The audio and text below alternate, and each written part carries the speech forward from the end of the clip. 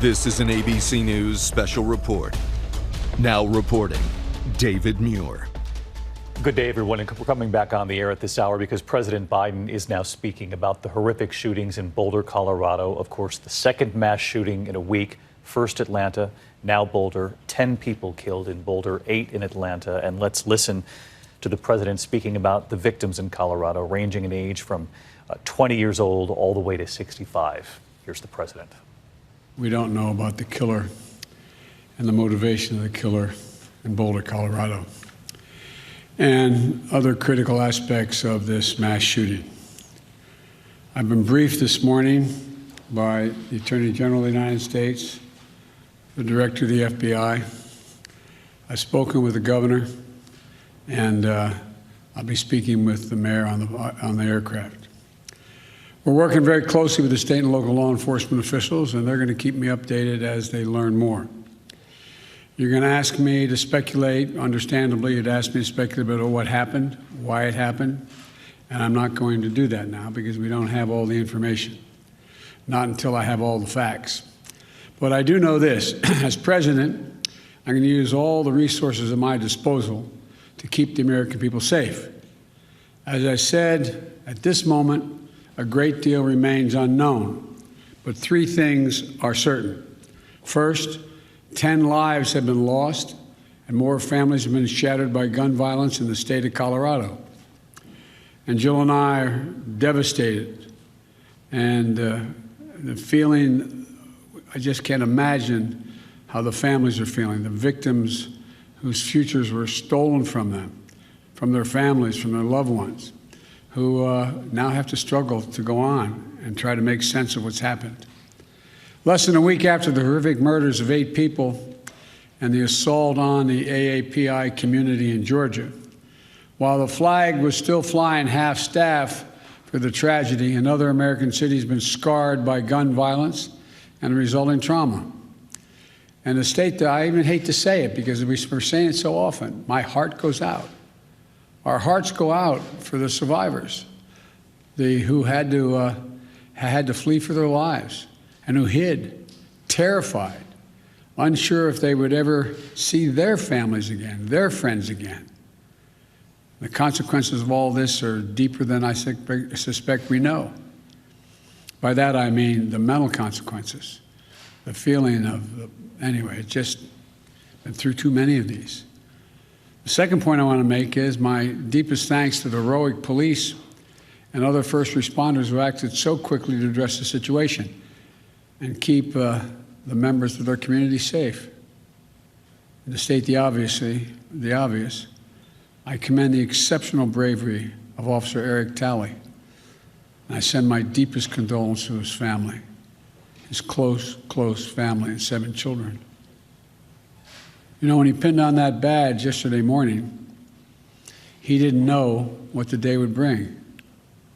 I want everybody to think about this. Every time an officer walks out of his or her home and pins that badge on, the family member that they just said goodbye to wonders whether they'll subconsciously, will they get that call, the call that his wife got.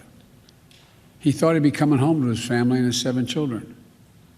But when the moment to act came, Officer Tully did not hesitate in his duty, making the ultimate sacrifice in his effort to save lives. That's a definition of an American hero. And thirdly, I want to be very clear. This is the one thing I do know enough to say on in terms of what's happened there. While we're still waiting for more information regarding the shooter, his motive, the weapons he used, the guns, the magazines, the weapons, the modifications that apparently have taken place to those weapons that are involved here, I don't need to wait another minute, let alone an hour, to take common sense steps that will save the lives in the future and to urge my colleagues in the House and Senate to act. We can ban assault weapons and high-capacity magazines in this country once again. I got that done when I was a senator. It passed. It was law for the longest time. And it brought down these mass killings. We should do it again. We can close the loopholes in our background check system, including the Charleston loophole. That's one of the best tools we have right now to prevent gun violence. The Senate should immediately pass. Let me say it again. The United States Senate, I hope some are listening, should immediately pass the 2 House-passed bills that close loopholes in the background check system. These are bills that receive votes of both Republicans and Democrats in the House. This is not and should not be a partisan issue. This is an American issue. It will save lives, American lives, and we have to act. We should also ban assault weapons in the process. I'll have much more to say as we learn more, but I wanted to be clear. Those poor folks who died left behind families that leaves a big hole in their hearts. And we can save lives, increasing the background checks so that they're supposed to occur, and eliminating assault weapons, and the size of magazines. We don't know all the detail yet on that. But I'll be talking to you more later today or in the next couple of days about what else we know. May God bless you all and those families who are mourning today because of gun violence in Colorado and Georgia, all across the country. We have to act so there's not more of you, there's fewer of you as time goes on. Thank you so much. Will you introduce new gun legislation, Mr. President Biden there in the state dining room at the White House before departing the White House for a pre-scheduled trip this afternoon. He talked about urging the House and the Senate to act on legislation, pieces of legislation, he said, that have already been passed by the House. He said that both the House and the Senate can act to close loopholes, ban assault weapons, and the size of magazines. He talked about the victims in Boulder, Colorado, the victims in Atlanta as well. And he talked about the officer, Eric Talley, an 11-year veteran and father of 7 there in Boulder. And he said every time an officer puts on that badge, a family wonders on some level if that loved one will come home at the end of the day. And it was his wife, Eric Talley's wife, who got the call. We heard from the mayor of Boulder, the police chief of Boulder as well, and officials on the ground in Colorado who were deeply moved today. The police chief saying that officer and his 7 children were just in her office a couple of weeks ago as they gave this officer an award. And they went out of their way to point out today that he had a previous career, that he chose his work as a police officer in that community, and that he ran into that store, into the line of fire to try to save officers. I want to bring in our chief national correspondent, Matt Gutman, who's on the ground there today. And the ages of these victims, Matt, we can't state this enough. 20, 23, 25, all the way up to 62, 65 years old. Many were there obviously simply to buy groceries. Others were there, lined up to get their COVID vaccinations.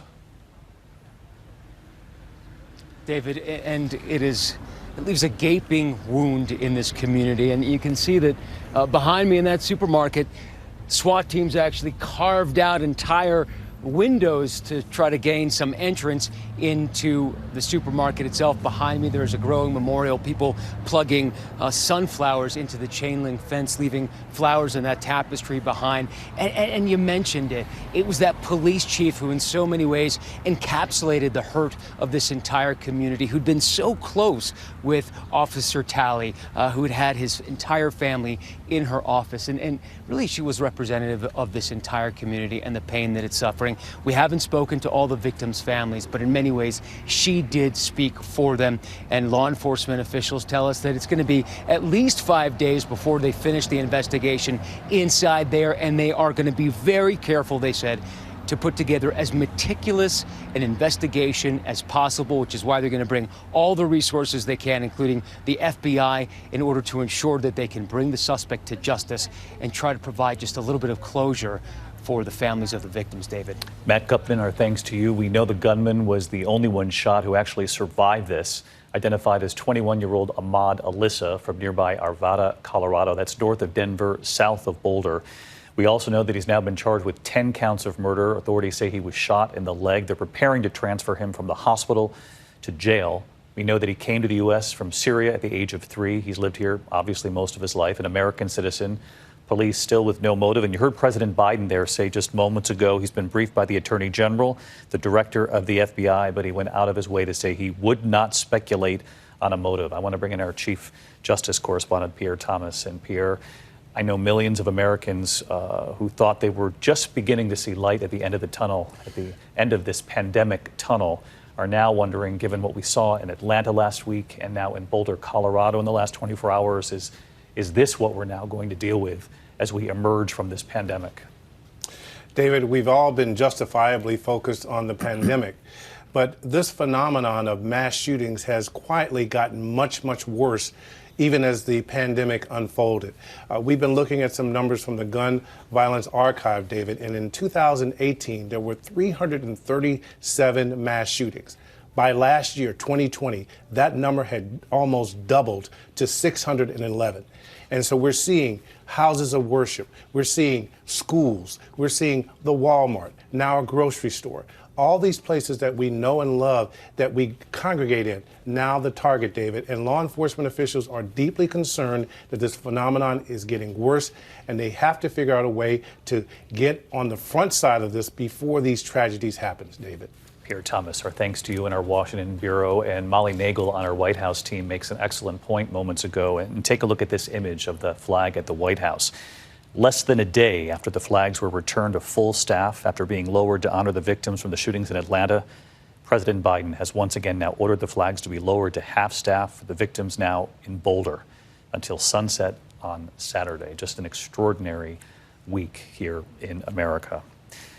Former President Barack Obama out with a statement a short time ago saying, we can make it harder for those who have hate in their hearts to buy weapons of war. We can overcome opposition by cowardly politicians and the pressure of a gun lobby that opposes any limit on the ability of anyone to assemble an arsenal. We can and we must. And then he hit on that point that I think a lot of Americans are wondering as we try to come out of this pandemic, the other side of the pandemic. He said a once-in-a-century pandemic cannot be the only thing that slows mass shootings in this country. Our thanks to Pierre Thomas, to Matt Gutman on the ground there in Boulder. We'll have a complete report coming up a little later this afternoon on World News Tonight. Our coverage continues on ABC News Live and at abcnews.com. I'll see you a little later today. Good day. This has been a special report from ABC News.